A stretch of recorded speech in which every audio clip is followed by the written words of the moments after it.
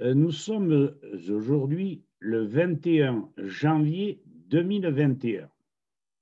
Là, je vais m'adresser au ministre de la Santé, d'une part, et à tous les citoyens français pour leur démontrer, moi qui ne suis qu'un citoyen de base, mais ayant suffisamment lu, écouté des professeurs expérimentés, démontrer à ce même docteur Olivier Véran que toutes les mesures qu'il a appliquées jusqu'à l'heure sont des mesures inadéquates, éloignées de la vraie biologie, et ces données qu'il a mises en expérimentation ou qu'il nous a imposées sont dangereuses, inutiles. Voilà. Alors, de façon à ce que les citoyens sachent à qui ils ont affaire, voici en quelques secondes la photo de notre ami le docteur Véran. Je le répète, c'est un homme qui a été désinformé, lui et 98% de ses confrères, et qui nous a, par ces mesures, mis dans des positions dangereuses, délicates et largement inefficaces. Je vais vous en faire la démonstration, vous, monsieur le ministre, et évidemment, en même temps, tous les citoyens français. Je vous prie de faire attention à ce que je vais formuler, de façon à ce que vous ayez une idée bien précise que je ne suis ni un imbécile, ni quelqu'un qui raconte des bêtises. Alors, nous allons aller directement sur le document que je vous ai préparé de telle manière que vous puissiez partager avec moi. Alors, la vidéo s'intitule « Ministre Olivier Véran, prudence ». Les masques, le confinement, la distanciation, c'est bien un cautère sur jambes de bois. Alors, monsieur le ministre, nous allons entrer dans cette discussion. Nous vous rappelons ce que les médecins n'ont jamais appris. Page 189 de son livre, le professeur Jules Tissot affirme et démontre expérimentalement que le dogme de la contagion est faux. Les hommes ne se contaminent pas de l'un à l'autre. Combien de fois dois-je le répéter? Alors nous allons faire la démonstration. Tissot dit « Une des plus grosses erreurs de la bactériologie réside dans le fait observé que les virus hétérogènes ne se contractent pas par le contact avec un individu infecté, mais exclusivement par ingestion du virus dont la source originelle est généralement un aliment végétal, du temps de Tissot. Mais aujourd'hui, il y a bien d'autres causes, mais nous n'allons pas pour l'instant les développer. Parce que de toute façon, la contamination, la pandémie, c'est bien des empoisonnements divers. Raisonnement, page 184 du livre Constitution des organismes animaux et végétaux, cause des maladies qui les atteignent.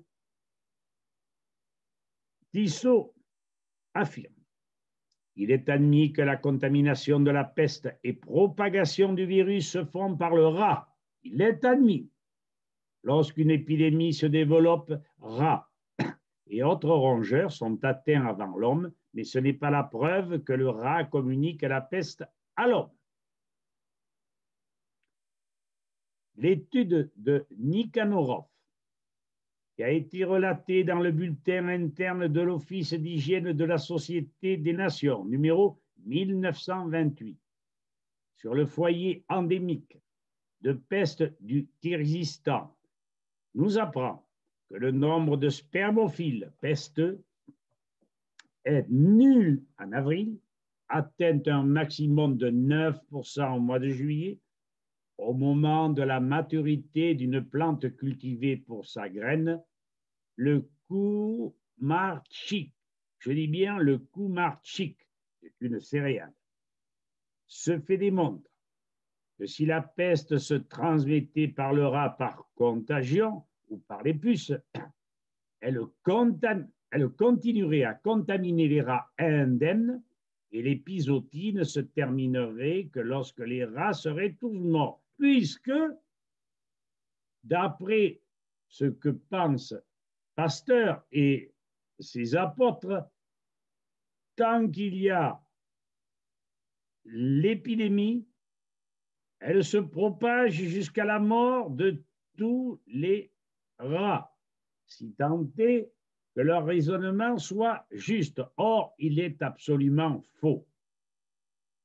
Cette étude montre que les épidémies de peste chez l'homme coïncident avec une abondante récolte des graines, fait connu des habitants qui, dit Nikanoroff, attendent ordinairement la peste à cette période, surtout si elle est pluvieuse. C'est moi qui ai ajouté cela. Mais je suis à peu près sûr de la chose, parce que qui dit pluvieux dit pour les céréales une contamination, c'est-à-dire que vont se greffer sur les graines des moisissures excessivement dangereuses. Le fait que le rat contracte la peste avant l'homme ne signifie pas qu'il le contamine. Il signifie seulement que le rat se contamine avant l'homme par ingestion de l'aliment virus. En avril, pas un seul rat pesteux sur 100 sujets au moment de la récolte. 9% signifie qu'entre ces deux dates, un virus qui est l'aliment du rat s'est développé.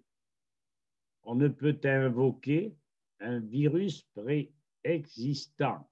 Je le répète, en avril, pas un rat pesteux, au moment de la récolte, 9%. On ne peut invoquer un virus préexistant. On est obligé d'admettre que l'infection des premiers rats pesteux a lieu par ingestion directe du virus et non par contagion.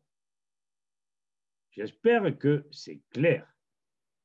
L'ensemble de ces faits démontre que la contamination des individus sains par les malades n'est pas la cause des épidémies, absolument pas. Les cas sporadiques du début sont la preuve formelle d'une infection ne se produisant pas par contagion, mais par ingestion de l'aliment virus. Je faisais une réflexion d'ailleurs, Tissot, en disant, mais lorsque le premier individu est infecté, il est infecté par qui, enfin? Puisque c'est le premier. La démonstration de ce fait est formelle pour la diphtérie et lui l'a étudié en long, large et travers. Le dogme de la contagion est donc faux. Il est abusif, inadmissible. Qu'on se base sur lui pour rendre obligatoire des vaccinations qui sont nocives pour l'organisme et dont l'efficacité n'a été démontrée par aucune preuve. L'étude des virus diphtériques et tétaniques, faite dans ce livre, fournit une démonstration éclatante de cette affirmation en faisant connaître les causes de l'absence d'efficacité des vaccins utilisés contre eux. Oublier ces études et ne pas mettre en application ces recommandations vous condamne à nous priver, Monsieur le ministre, de nos libertés essentielles en employant des moyens inutiles, dangereux, inefficaces. Voilà pourquoi je m'insurge ce soir. Mais je vous le dis avec respect. Et j'espère que, tenant ce respect pour dit, vous réfléchirez à mes accusations ou à mes recommandations. Ceci dit, Monsieur le ministre, chers citoyens, il n'y a pas que ce fait, il n'y a pas que là les travaux de Tissot, de Nikanoroff et de bien d'autres. Il y a également, et nous allons y aller dessus, un document très important également qui est passé évidemment sous silence. Je peux vous donner le titre du document. Hein? Le voici, vous le lisez aussi bien que moi, et nous allons sur une seconde démonstration. La grippe de 1918 n'a pas été causée par un virus. Elle n'était pas contagieuse et ne s'est pas propagée par contact direct d'homme à homme. Tiens donc, en voilà un autre. La grippe de 1918 a commencé sur des bases militaires américaines où des soldats étaient formés à la télégraphie sans fil. Elle s'est propagée dans le monde entier sur 10 000 navires de la marine américaine équipés de stations sans fil ultramodernes. Elle est devenue beaucoup plus meurtrière en septembre 18, lorsque la première station de radio, diffusant 24 heures sur 24, suffisamment puissante pour être reçue dans la plupart des régions du monde, etc. Là est le plus important. Les efforts des médecins travaillant pour le US Public Health Service pour prouver la nature contagieuse de la grippe de 1918 ont été héroïques et ont entraîné un échec retentissant et répété. En novembre et décembre 1918 et en février et mars 1919, ils ont tenté d'infecter une centaine de volontaires sains avec la grippe des manières suivantes. Alors, sécrétion de la bouche, du nez, de la gorge et des bronches des patients grippaux hospitalisés, dans le nez, la gorge et les yeux des volontaires. Ils ont injecté du sang de patients malades à des volontaires. Ils ont filtré les muqueuses des patients malades et les ont injectées sous la peau de volontaires. Ils ont demandé à des volontaires de serrer la main des patients malades, de leur parler, les visages rapprochés pendant 5 minutes, puis de faire expirer le patient aussi fort qu'il le pouvait pendant que le volontaire, à 2 pouces de distance, respirait, puis a toussé directement face au volontaire 5 fois. Aucun des volontaires, dans aucune de ces expériences, n'est tombé malade. Des tentatives similaires d'infecter des chevaux sains avec des sécrétions de chevaux atteints de grippe ont entraîné le même échec retentissant. Ces expériences et autres faits sur la grippe de 1918 ainsi que sur la grippe en général sont discutés et documentés en détail dans les chapitres 7, 8 et 9 de mon livre. Je vous le laisse lire. Il est en anglais, malheureusement. Voilà, je vous ai dit, je crois, l'essentiel.